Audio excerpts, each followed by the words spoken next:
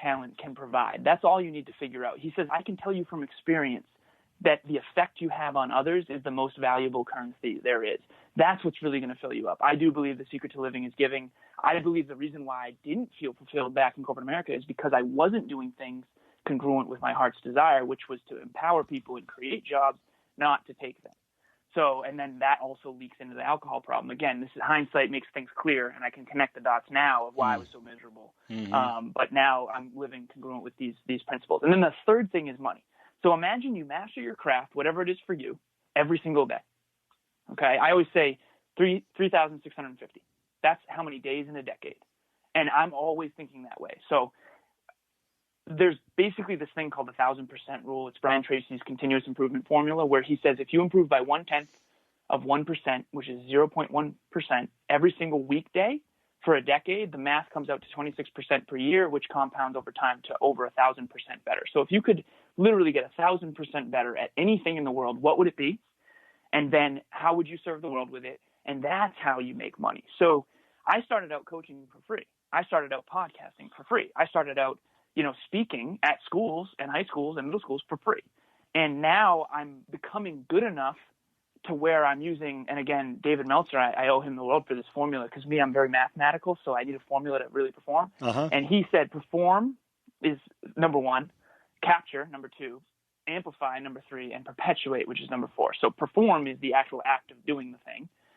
Capture is you making sure that you capture it so that you can have passive value on the internet or wherever.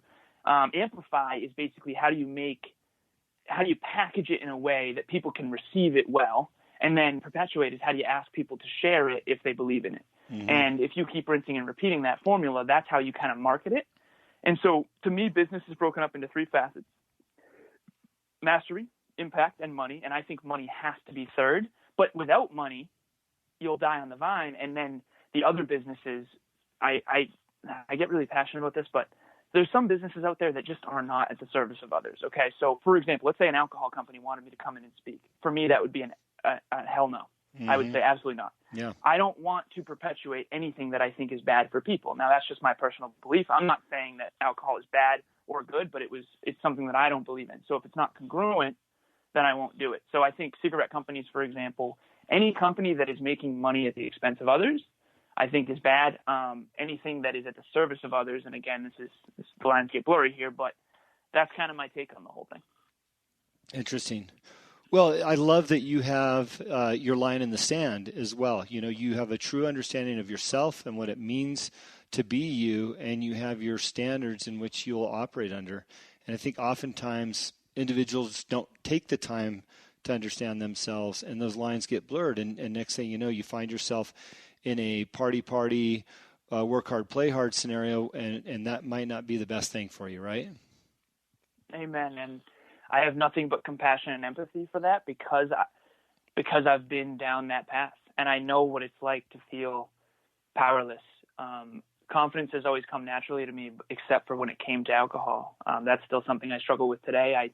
I'm 109 days sober as of yesterday. Awesome. So, congratulations. 110 today. Thank you so much. And so that's where I can really relate to people who feel disempowered and help empower them because I've been there.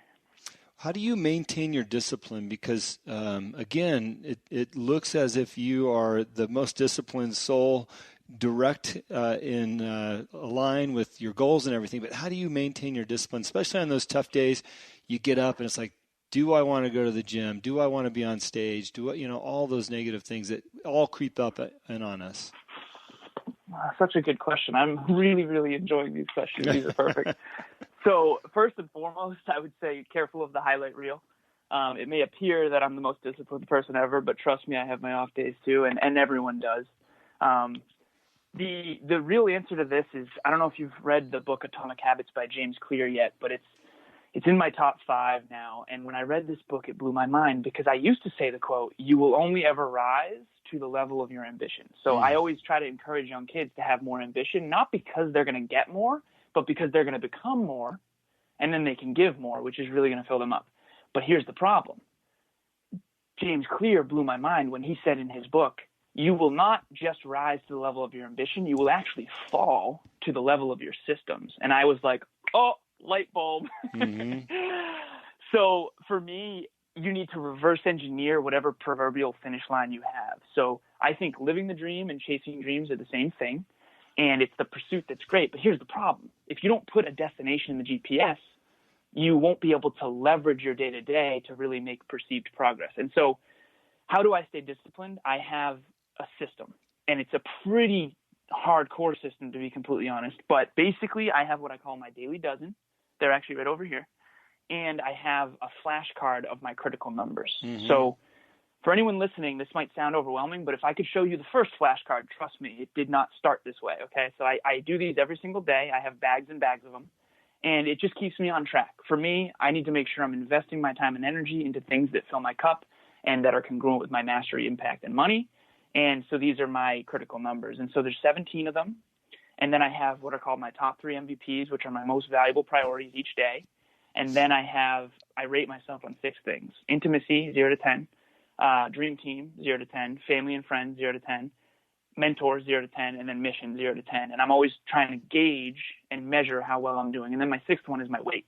So I'm 190 pounds as of today. So to me,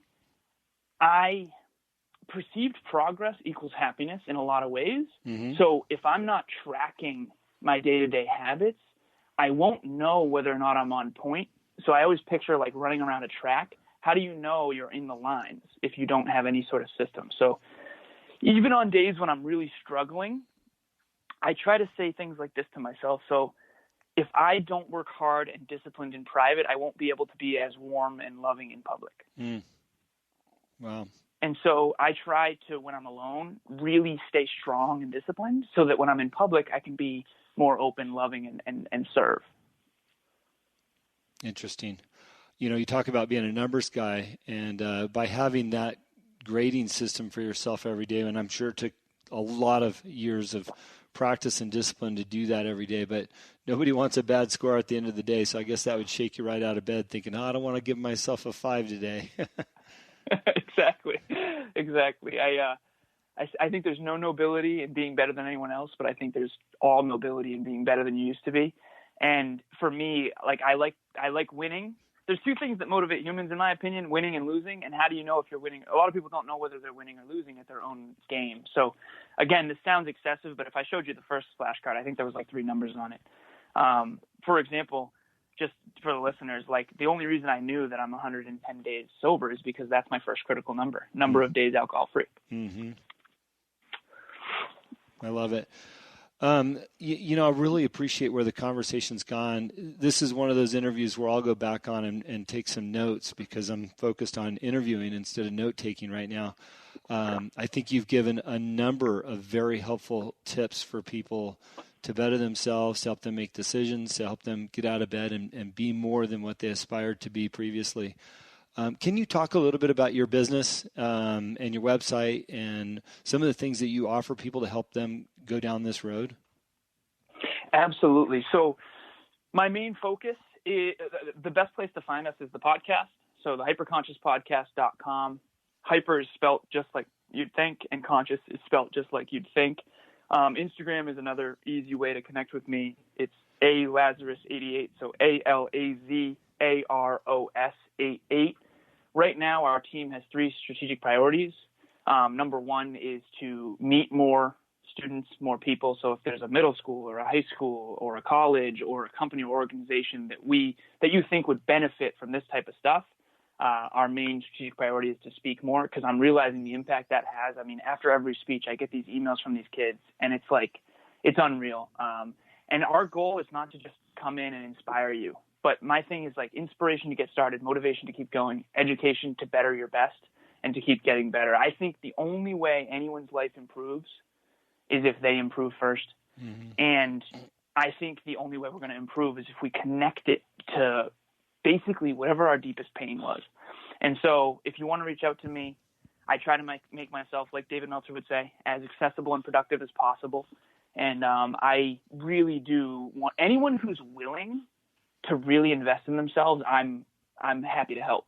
The people who, really, I can't really be knocking down people's door for people who don't want it. But if you want to get better, and obviously if you're listening to this podcast, you do, I want to help. That's great. That's great. Well, as I mentioned, there's just been so many helpful tips on this call. I'd love to circle back and have you on again down the road and continue some of this conversation, because I can see a benefit for myself. I'm in my 50s, but we never stop learning and growing. And I was that guy that had kids later on in life. So I've got a 3-year-old and a 5-year-old, and constantly challenged by fatherhood, which I'm enjoying immensely. But, having programs and systems in place helps us live and be better people too.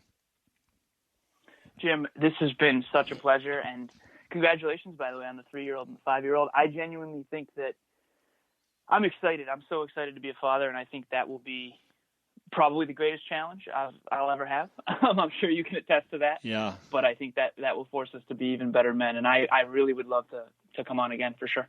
Well, I appreciate that. I love your statement about wearing a chain around your neck for your North Star, brightest star in the sky.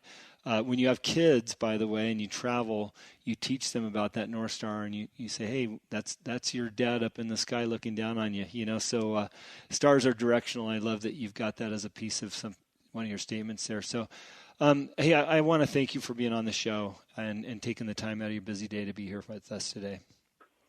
Jim, I'm not surprised. I enjoyed this so much. David Meltzer's a mutual friend of ours, and he's great. He's doing incredible things. He's obviously got a servant's heart, and you clearly do too. And I want to help you any way I can. So please reach out if you need anything. Thank you, sir. Appreciate it. Thank you for listening to today's show. It is my pleasure and honor to interview all of the guests that have been on the Answer is Yes podcast. If you have enjoyed the show, please go on iTunes and subscribe, give a rating, or simply tell a friend about the show. We also believe in the message of our guests and the positive influence of their stories. As my own mentor and coach, David Meltzer has taught me, spend some time every day thinking and writing about the things in your own life that you have more than enough of. You will find out how blessed we really are. Please visit my website, livelifedriven.com, for the latest updates about me and what I'm doing. Plus, I post a monthly blog about the many topics on this show. This podcast can also be found there. As I learned early on in life, what you believe is what you will achieve. Thanks, Mark Victor Hansen, and thank you, and have a great week.